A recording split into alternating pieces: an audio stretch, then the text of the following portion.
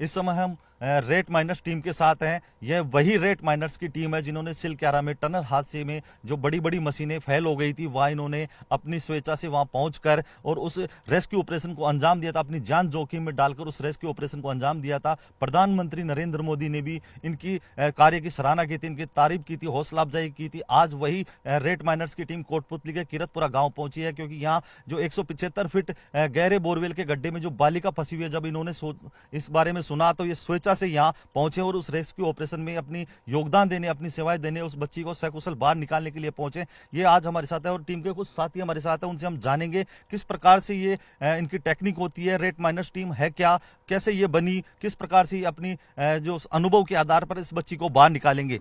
जी, आप अपना नाम बताएं। मेरा नाम फिरोज कुरैशी है और मुझे आप लोगों ने ये नाम दिया रेड माइनर्स। हमने उत्तराखंड में उत्तरकाशी टनल के अंदर 41 लोगों की जान बचाई थी, वहाँ पर उनका रेस्क्यू किया था हमने। यहाँ पर कल जो है हम दिल्ली में थे अपने घर पर, तो हम ना यूट्यूब चला रहे थे अपना मोबाइल। तो मोबाइल चलाते चलाते हमारे सामने ये न्यूज़ आ गई कि राजस्थान कोटपुतली में एक बच्ची फंस गई है कहीं पर। तो हम ये न्यूज़ देख रहे थे, तो हमने न्यूज़ देखते देखते मैंने सोचा यार ये कहाँ फंसी, देखते हैं क्या होता है। तो मैंने अपने दोस्त इरशाद के पास फ़ोन किया। मैंने, इरशाद भाई आप कहाँ पर हो? बोले बोलो, मैं तो गाड़ी ले जा रहा हूँ चलाने के लिए। मैंने कहा यार कहीं मत जाओ, ऐसे ऐसे एक राजस्थान में कोटपुतली में एक लड़की फंस गई है, शायद हमारी वहाँ पर मदद लग सके, तो हम चलते हैं वहाँ पर। तो मैंने नसीम भाई के पास फ़ोन किया, राशिद अंसारी के पास फ़ोन किया, एक इरशाद भाई और हैं हमारे जो साइड पे हैं अभी, उनके पास भी फ़ोन किया।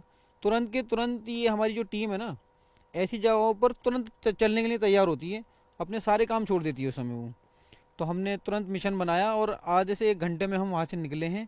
हमें किसी ने फ़ोन नहीं किया, कुछ नहीं किया, अपने खर्चे से आए हैं हम, अपनी गाड़ी लेकर आए हैं। और क्या कहते हैं, यहाँ पर हम अपना पूरी पूरी मदद करने के लिए यहाँ पर आ चुके हैं। कल हम यहाँ पर आए थे तकरीबन 8 बजे, और यहाँ पर हमारी सारी प्रशासन से बात हो चुकी है, एनडीआरएफ वालों से बात हो चुकी है। सारे लोग हमें देखकर खुश भी हो चुके हैं कि हाँ भाई आप लोग आ गए हो, आपका योगदान यहाँ पर शायद आपकी मदद लग सकती है, और आप यहीं पर रहें जब तक ये मिशन पूरा ना हो जाए, आप कहीं नहीं जाएंगे। तो अभी पाइप वहाँ पर पड़ रहा है, थोड़ा सा पाइप रह गया डालने के लिए, और उस पाइप को डालने के बाद शायद वहाँ पर हमारी मदद लगे, और हम ये चाहते हैं कि हमारी मदद वहाँ पर लगे और हम उस काम को अंजाम दें।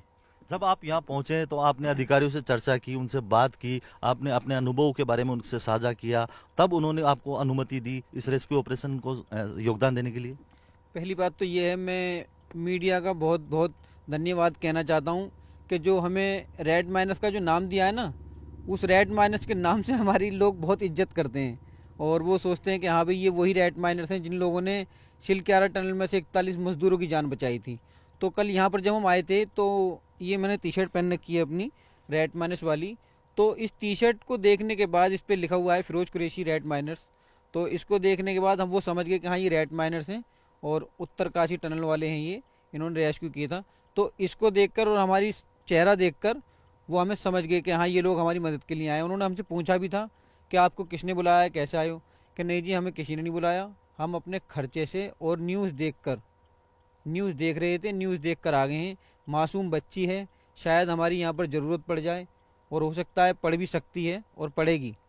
ये काम तो हम ही अंजाम देंगे, क्योंकि हमें इसमें एक वो मैन होल बनाना पड़ेगा, होल बनाना पड़ेगा, जब भी काम होगा इसमें, ऐसे नहीं कोई भी कर सकता।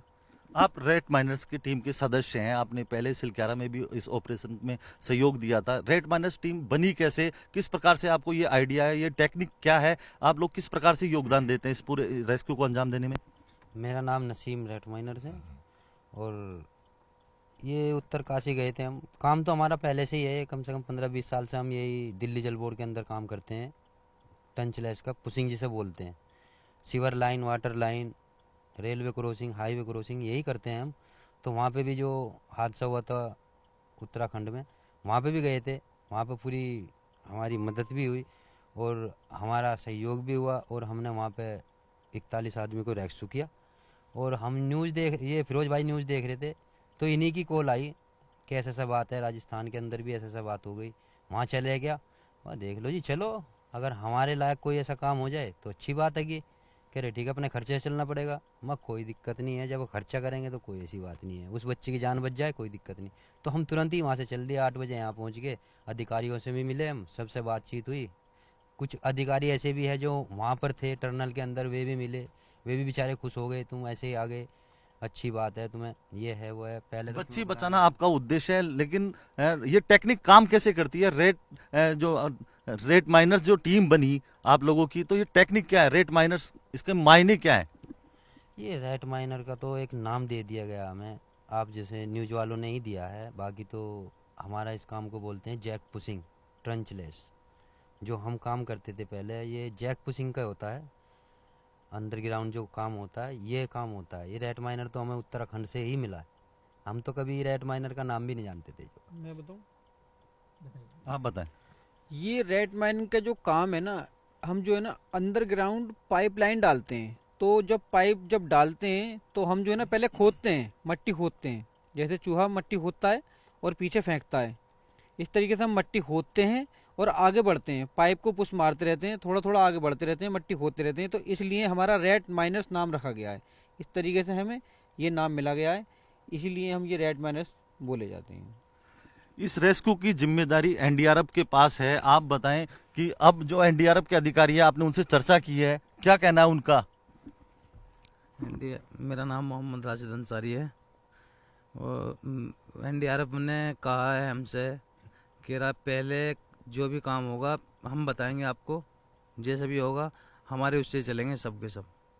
अब देखो जो भी एनडीआरएफ हमसे कराता है हम करने के लिए तैयार है, हम घर से इसीलिए आए। आप बताएं, आपने इस रेस्क्यू टीम को सपोर्ट किया है, कब से इस टीम के साथ है? जब ये पहली बार रेड माइनर्स बने थे, मैं तभी से ही, जिस दिन से इन्होंने वापसी खजूरी दिल्ली में आकर कदम किया रखा था, उस टाइम से ही मैं इनके साथ हूँ। उससे पहले भी हम यही काम करते थे और यही कारण है, पहले भी जा रहा था, किसी कारण से नहीं जा पाया था। ये उधर निकल गए थे, मैं किसी और काम से, दादी की बीमारी थी, उधर निकल गया था, मगर इस बार आ गया हूँ। और रेड कंडीशन कैसी है जब आप लोग पहुंचे? जब हम पहुंचे तो रेस्क्यू टीम अपना काम कर रही थी, जो लगातार पिछले 2 या 3 दिन से कर रही थी। और हमको अधिकारियों ने बताया भाई इनके साथ जुड़ के, इनके साथ रह के, एक दूसरे को समझ के अच्छे से जल्द इस काम को करना है। और आप पे हमें भरोसा, और ये भी बहुत अच्छी बात आपको ये लगी कि आप अपने किराए से बिना किसी के बुलाए आ गए मदद करने के लिए, हमें बहुत अच्छा लगा। स्वागत हमारा इन लोगों ने काफ़ी और बेहतर और अच्छा किया।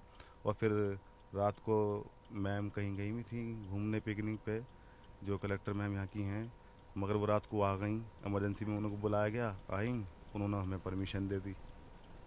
अभी जो रेस्क्यू किया जा रहा है, पाइलिंग की जा रही है, पथरीली जमीन बार बार उसमें आ रही है, तो आप बताएं कि पथरीली जमीन जो उसको काटा जा रहा है, आपको भी दिक्कत का सामना करना पड़ेगा, क्योंकि जो जिस जगह पथरीली जमीन आई है, जब आप उसमें सुरंग बनाएंगे तो वो पथरीली जमीन आपके सामने भी चुनौती होगी। देखिए, पहली बात तो मैं ऊपर वाले से तौबा करता हूँ, और बड़ा बोल नहीं बोलना चाहिए। मेरे को ऐसा लगता है वो लोग अभी हमें कुछ समझ नहीं रहे हैं, और ऐसा भी मुझे कुछ लगता है कि वो लोग जो है ना अभी थोड़ा समय लगा देंगे, क्योंकि ना तो अभी पाइप उसमें गया है केसिंग का, और हम बोल भी रहे हैं कि इस काम को जल्दी से जल्दी अंजाम दो।